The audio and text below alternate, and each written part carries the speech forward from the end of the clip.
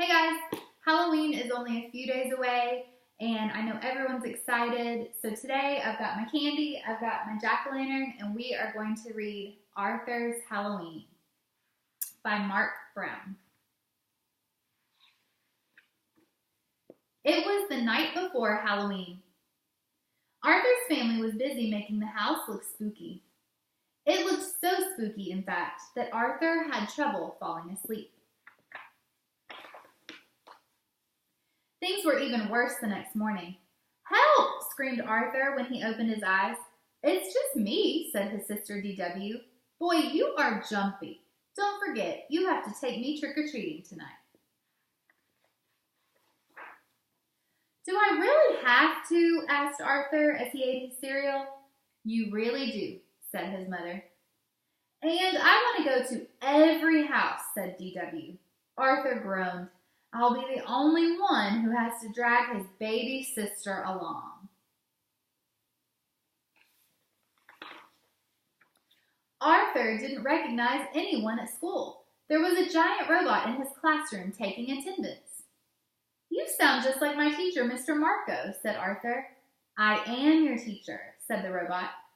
The only one Arthur recognized was the brain. He was wrapped in aluminum foil. "I'm a baked potato," said the brain.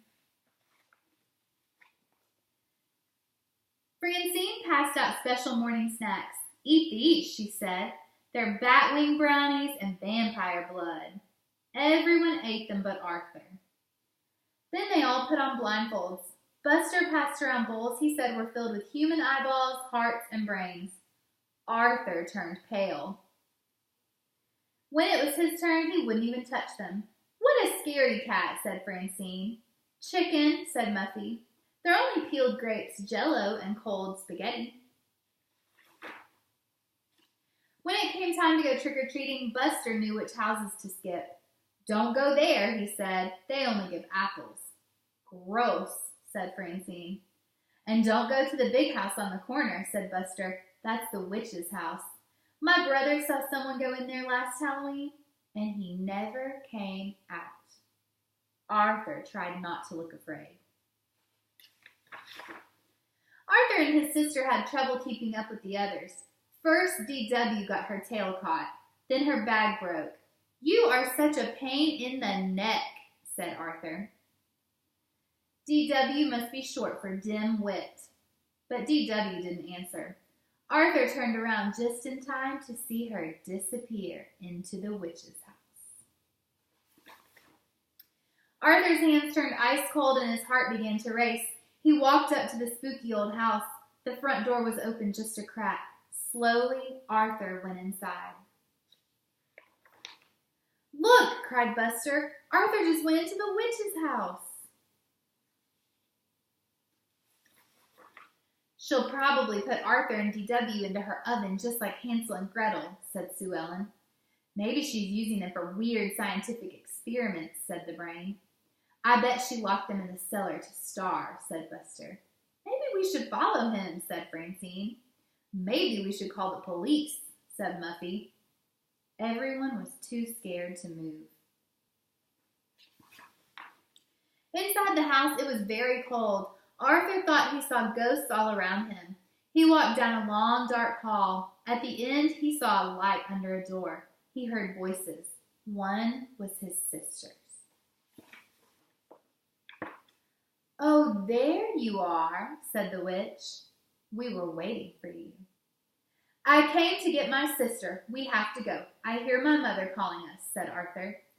"I don't hear anything," said D.W. "My name's Mrs. Tibble. I hope you won't leave without some cider and donuts first." "They're chocolate, your favorite," said D.W. "I've waited all night for trick-or-treaters, but you're the only ones," said Mrs. Tibble. "Years ago, our doorbell never stopped ringing." "Maybe it's the broken windows," said D.W. Mrs. Tibble nodded. "It's harder for me to keep up with this big place these days." "Maybe if we help you fix up your yard, the place won't look so spooky," said Arthur. Arthur finished his donut as Mrs. Tibble opened the door and turned on the porch light. She gave Arthur and D.W. a big hug. "See you Saturday to rake leaves," said Arthur. You're alive, said Francine.